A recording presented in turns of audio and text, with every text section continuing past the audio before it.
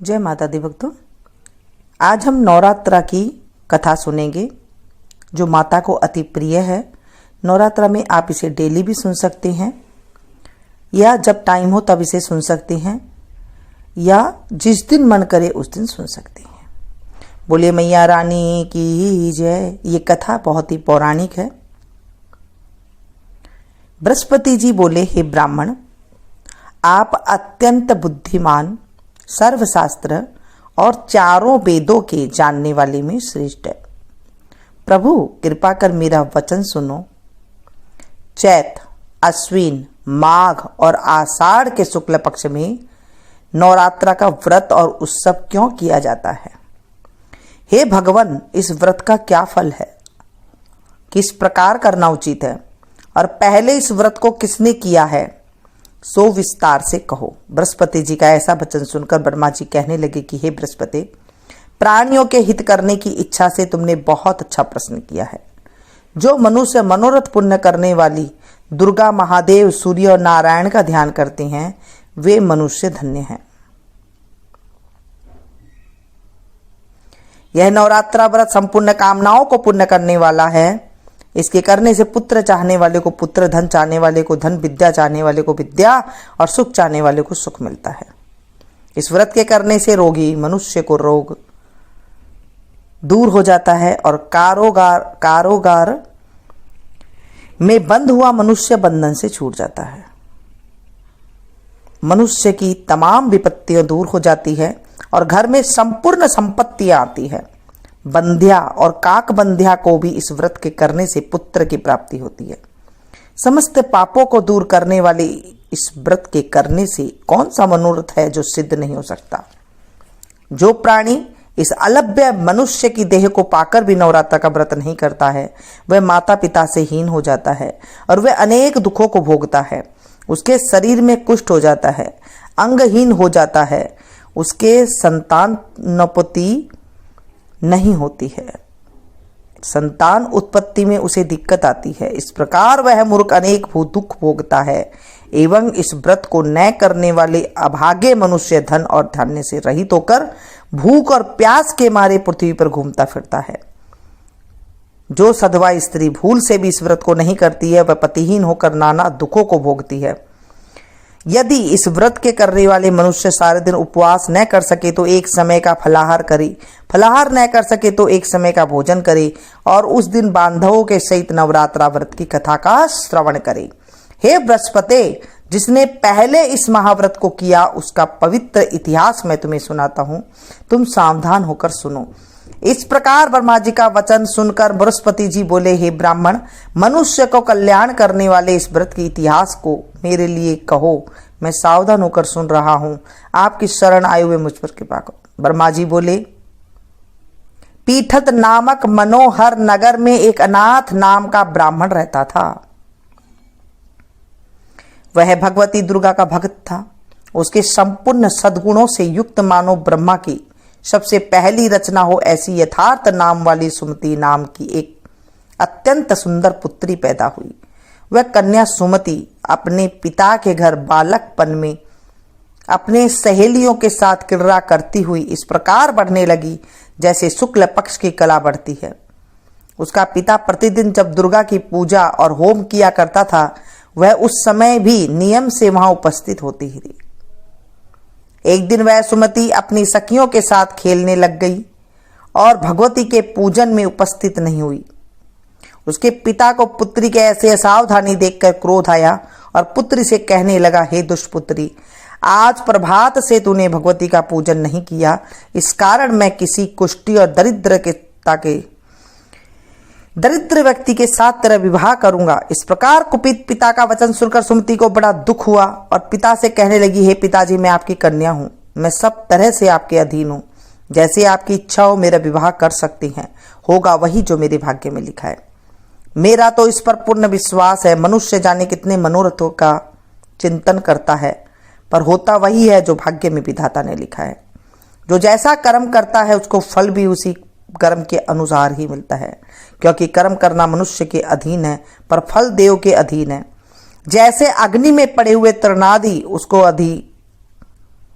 अधिक प्रदीप्त कर देते हैं, उसी प्रकार अपनी कन्या के ऐसे निर्भयता से कहे हुए वचन सुनकर ब्राह्मण को और अधिक क्रोध आया।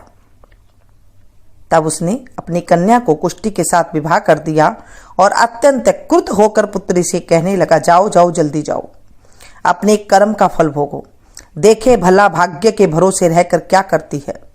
इस प्रकार से कहे हुए पिता के कटु वचनों से सुनकर सुमति मन में विचार करने लगी, अहो मेरा बड़ा दुर्भाग्य है कि मुझे ऐसा पति मिला।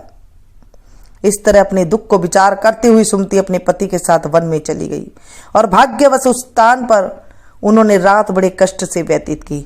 उस गरीब बालिका की ऐसी दशा देखकर भगवती पुण्य के प्रभाव से पूर्व में पुण्य के प्रभाव से प्रकट होकर सुमति से कहने लगी, हे ब्राह्मणी, मैं तुम पर प्रसन्न हूं, तुम जो चाहे सो वरदान मांग सकती हो, मैं प्रसन्न होने पर मनवांछित फल देने वाली हूं। इस प्रकार भगवती दुर्गा का वचन सुनकर ब्राह्मणी के कहने लगी कि आप कौन हो जो मुझ पर प्रसन्न हुई हो, यह सब मेरे लिए कहो, मैं अपनी कृपा दृष्टि से मुझ दीन दासी की कृतार्थ करो। ऐसा ब्राह्मणी के वचन सुनकर देवी कहने लगी कि मैं आदि शक्ति हूँ और मैं ही ब्रह्म विद्या और सरस्वती हूँ। मैं प्रसन्न होने पर प्राणियों के दुख दूर कर उनको सुख प्रदान करती हूँ। हे ब्राह्मणी, मैं तुझ पर तेरे पूर्व जन्म के पुण्य के प्रताप से प्रसन्न हूँ। मैं तुम्हारे पूर्व जन्म का वृत्तांत सुनाती हूँ, सुनो।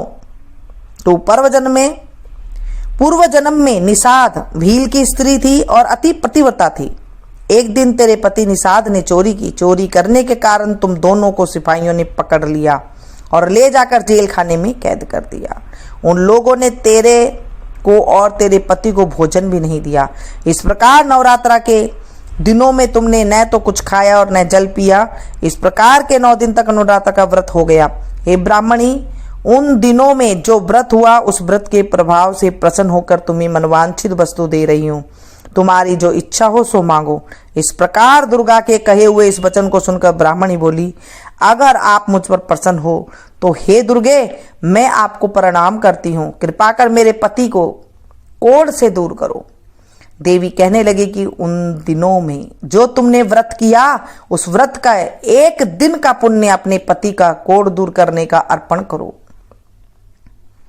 मेरे प्रभाव से तेरा पति कोढ़ से रहित और सोने के समान शरीर वाला हो जाएगा। ब्रह्मा जी बोले, इस प्रकार देवी के वचन सुनकर वह ब्राह्मणी बहुत प्रसन्न हुई और पति को निरोगी करने की इच्छा से ठीक है ऐसा बोली। तब उसके पति का शरीर भगवती दुर्गा की कृपा से कुष्ठहीन होकर अति कांतियुक्त हो गया, जिसकी कांति के सामने चंद्रमा की कांति भी क्षीण हो जाती है। वह ब्राह्मणी पति के मनोहर देह को देखकर देवी को अति पराक्रम वाली समझकर स्तुति करने लगी। हे दुर्गे, आप दुर्गति को दूर करने वाली हो, तीनों जगत का संताप हरने वाली हो, समस्त दुखों को दूर करने वाली, रोगी मनुष्य को निरोग करने वाली, प्रसन्न होने पर मनवांछित वस्तु देने वाली, दुष्ट मनुष्य का नाश करने वाली हो। तुम ही सारे जगत की माता और पिता हो। हे अम्बे, मुझ अपराध रहित अबला को मेरे पिता ने कुष्ठी मनुष्य के साथ विवाह कर मुझे घर से निकाल दिया। उनकी निकाली हुई मैं पृथ्वी पर घूमने लगी। आपने ही मेरा इस आपत्ति रूपी समुद्र का से उद्धार किया है।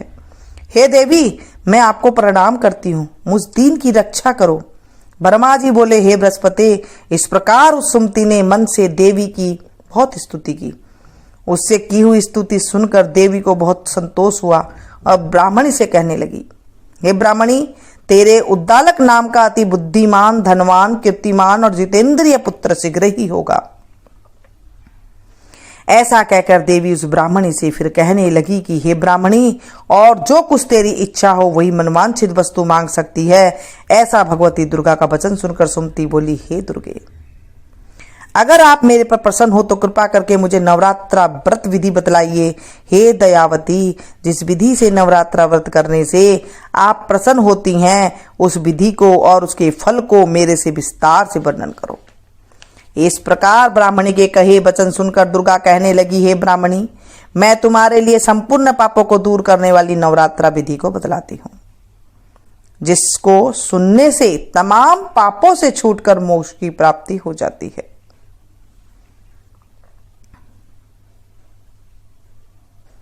अश्वनी मास के शुक्ल पक्ष की प्रतिपदा से लेकर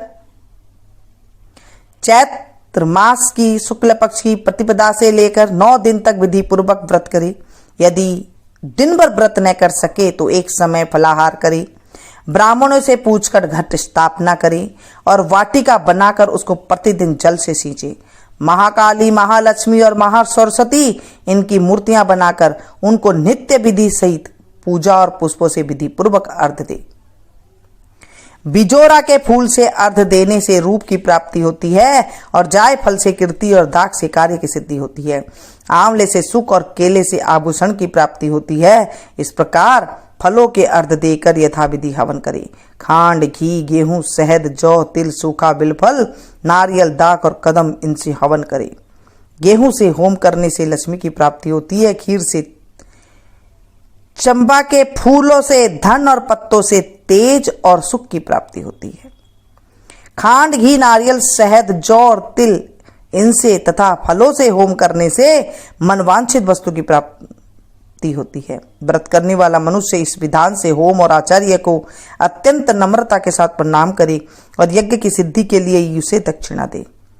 इस महाव्रत के पहले बताई हुई विधि के अनुसार जो कोई कार्य करता है उसके सब मनोरथ सिद्ध हो जाते हैं। इसमें तनिक भी संशय नहीं है। इन 9 दिनों में जो कुछ दान आदि किया जाता है उसका करोड़ों गुना फल मिलता है। इस नवरात्रा के व्रत करने से ही अश्वमेध यज्ञ की फल प्राप्त मिलता है। हे ब्राह्मणी, इस संपूर्ण कामनाओं को पूर्ण करने वाले उत्तम व्रत को तीर्थ, मंदिर अथवा घर में विधि के अनुसार करे। ब्रह्मा जी बोले, हे बृहस्पति, इस प्रकार ब्राह्मणी के व्रत की विधि और फल बताकर देवी अंतर्ध्यान हो गई। जो पुरुष या स्त्री इस व्रत को भक्ति पूर्वक करता है इस लोक में सुख पाकर अंत में दुर्लभ मोक्ष को प्राप्त होता है। हे बृहस्पति, यह दुर्लभ व्रत का महात्मा मैंने तुम्हारे लिए बतलाया है। ऐसे ब्रह्मा जी के वचन सुनकर बृहस्पति जी आनंद के कारण रोमांचित हो गए और ब्रह्मा जी से कहने लगे कि हे ब्राह्मण, आपने मुझ पर अति कृपा की है जो अमृत के समान इस नवरात्रा व्रत का महात्म बतलाया सुनाया। हे प्रभु, आपके बिना कौन इस महात्म को सुना सकता है। हे बृहस्पति जी के वचन सुनकर ब्रह्मा जी बोले, हे बृहस्पति, तुमने सब प्राणियों के हित करने वाली इस अलौकिक व्रत को पूछा, इसलिए तुम धन्य हो। यह भगवती शक्ति संपूर्ण लोकों की पालन करने वाली है। इस महादेवी के प्रभाव को कौन नहीं जानता है। बोलिए अम्बे मैया की जय, जगदम्बे मैया की जय, शेरा वाली माता तेरी सदा ही जय। मामूरा दे पूरी कर दे हलवा बांटूंगी, मामूरा दे पूरी कर दे हलवा बांटूंगी, मामूरा दे पूरी कर दे हलवा बांटूंगी। जोत जगा के सबको मना के मैं मनाऊंगी, हदर पे आऊंगी, मामूरा दे पूरी कर दे हलवा बांटूंगी। भक्तों, आज हमने माता की कथा का श्रवण किया है। माता की कथा का श्रवण करने से, सुनाने से, सुनने से, हुंकारा भरने से हमारे जीवन के कष्ट की निवृत्ति होती है। नवरात्रा में हम कुछ भी करते हैं, आप इस कथा को ज़्यादा से ज़्यादा शेयर कीजिएगा ताकि आपको भी सुनाने का फल मिल सके और आपको भी जो है कष्ट से निवृत्ति मिल सके। मिलती हूँ फिर से एक नई वीडियो में नई जानकारी तक। अगर आपने मेरे चैनल को अभी तक सब्सक्राइब नहीं किया तो प्लीज़ कर लीजिएगा। पास में जो बेल आइकन है उसे जरूर प्रेस कीजिएगा। इससे होगा ये जब भी जैसे भी मैं कोई वीडियो अपलोड करूँगी उसकी जानकारी आपको तुरंत मिल जाएगी और आप कोई भी वीडियो को मेरी मिस नहीं कर सकेंगे।